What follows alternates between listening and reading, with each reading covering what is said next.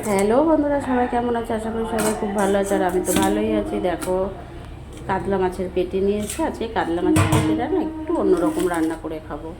তো যাই হোক, কাতলা মাছের পেটি তো নিয়ে এসে বেশ ভালোই লাগছে দেখতে। তো চলো রান্নাটা করে নিই। ধুয়ে পরিষ্কার করে নিয়ে নুন হলুদ দিয়ে নিচ্ছি। আর তার আগে বলে নিই, কে কোথায় থেকে আমার ভিডিওটা দেখছো অবশ্যই কমেন্ট বক্সে জানিয়ে যেও। যারা আমার ইউটিউব চ্যানেলে দেখছো একটা সাবস্ক্রাইব করে পাশে দেখো, আর যারা ফেসবুকে দেখছো ফলো করে সাথে থেকো। যদি ভিডিওটা ভালো লাগে লাইক কমেন্ট শেয়ার করে দিয়ে সাথে থেকো।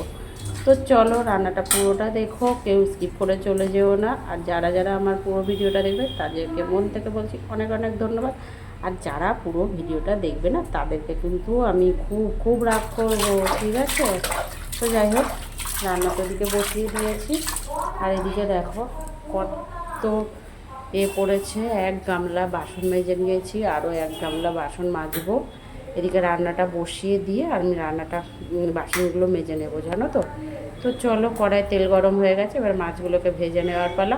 আর মাছগুলো কিন্তু একদম হয় না শক্ত করে লাল লাল করে ভাজা, ওই ব্যাপারটা ভাজবো না। ভাজবো, তবে একটু মোটামুটি ভাজবো, আর একদম যে কম ভাজবো এরকমও কোনো ব্যাপার না। তো দেখো, আজকে আমি সাদা তেলে রান্না করছি মাছটা। দেখো, নুন হলুদ মাখিয়ে কিছু সময় রেখে দিয়েছিলাম, কিন্তু এবার তেলটা গরম হয়ে গেছে, মাছগুলোকে ভেজে নেব।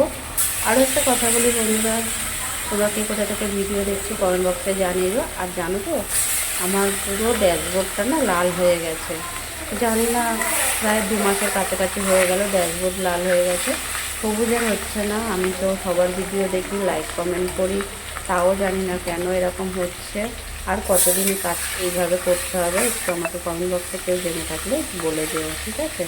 তো যাই হোক, মাছটা তো ভাজা হচ্ছে। মাছটা ভাজা হলে ওইদিকে আলু কেটে নিয়েছি। আলুটা না একদম পাতলা সরু সরু করে কেটে নিয়েছি। তো আজকে মাছটা একটু অন্যরকম করেই রান্না করব। তো চলো দেখতে থাকো, ঠিক আছে? কেউ কিন্তু স্কিপ করবে না, আবারও বলছি। আর জানো তো, পেটির মাছ কিন্তু আমার খুব পছন্দের মাছ। কাতলা মাছটা আমার প্রিয়। আগে আমি খুব চিংড়ি মাছটা খেতাম, কিন্তু চিংড়ি মাছটা এখন খাওয়া বন্ধ করে দিয়েছি। জানি না কেন, এখন ঠিক ভালো লাগে না চিংড়ি মাছটা খেতে। না হলে সপ্তাহে 5 দিন আমার বাড়িতে চিংড়ি মাছ হতো, অন্যদিন অন্য মাছ তো হতোই। আর কাতলা মাছ, তবে যাই হোক, কাতলা মাছটাতে এখনও খাচ্ছি। ভবিষ্যতে কী হবে জানি না, কাতলা মাছও হয়তো খাওয়া বন্ধ করে দেব।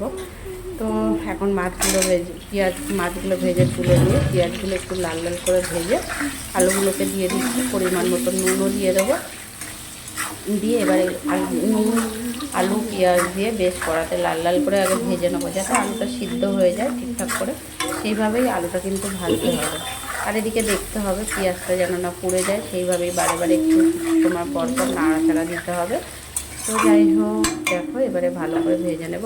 আর ওদিকে জানো তো, সবগুলো চিৎকার করছে ভাত খাবে বলে, তাই ওদেরকে একটু ভাতও খাইয়ে দিয়ে আসলাম, মাখিয়ে দিয়ে আসলাম। ওরা ওদিকে খাচ্ছে আর আমাকে বিরক্ত করে। যতক্ষণ না ওদের ভাত দেবো ততক্ষণ আমার পা ছাড়বে না, জানো। তো যাই হোক, জিরে বাটা দিয়ে দিলাম। জিরে বেটে নিয়েছি, সাদা জিরে, কিছুই বেটে দিইনি, এর মধ্যে শুধু জিরে বাটা দিয়ে মাছটা করবো। যাই হোক, জিরে বাটাটা দিয়ে দিয়েছি, দিয়ে এবার বেশ কিছু সময় ঢেকে ঢেকে রান্নাটা করবো। মশলাটাও কষে যাবে, এদিকে আলুটাও ভালো করে সিদ্ধ হয়ে যাবে। আলু কিন্তু অনেকটাই সিদ্ধ হয়ে গেছে, আর একটু বাকি আছে। তো এই মশলাটা কষাতে কষাতে কিন্তু পুরো আলুটাই সিদ্ধ হয়ে যাবে। নুন হলুদ স্বাদ মতন দিয়ে দেবো। হলুদের গুঁড়ো দিলাম স্বাদ মতন, লঙ্কার গুঁড়োও দেবো পরিমাণ মতন। আর জানো তো, অনেকে এরকম রান্নাতে জিরে বাটার তরকারিতে কাঁচা লঙ্কা খায়। আমার বাড়িতে কাঁচা লঙ্কা দিয়ে উনলে পর শুধু রান্না করলে সাদা সাদা লাগে বলে, ফ্যাটফ্যাটে লাগে, ওই জন্য খেতে চায় না। মানে মশলা তেল পরিপূর্ণ করে দিলে তবেই তার নাকি স্বাদ লাগে, নইলে নাকি লাগে না। তো যাই হোক, দেখো এখানে মশলাটা একটু কষিয়ে নিয়েছি। কষানো হলে পরে এবারে আমি একটু জল দিয়ে আরও একটু কিছু সময় কষিয়ে নেব।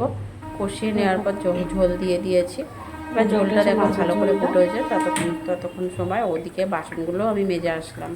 বাসনগুলো মাজা হয়ে গেছে। এদিকে দেখো মাছগুলোকে ছেড়ে দিলাম।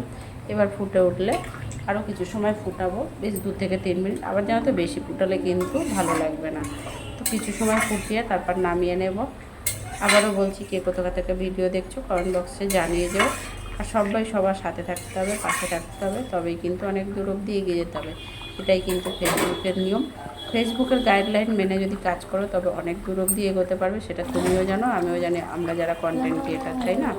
তো যাই হোক, ভিডিওটা এখানেই শেষ করবো। সবাই ভালো থাকবে, সুস্থ থাকবে। টাটা।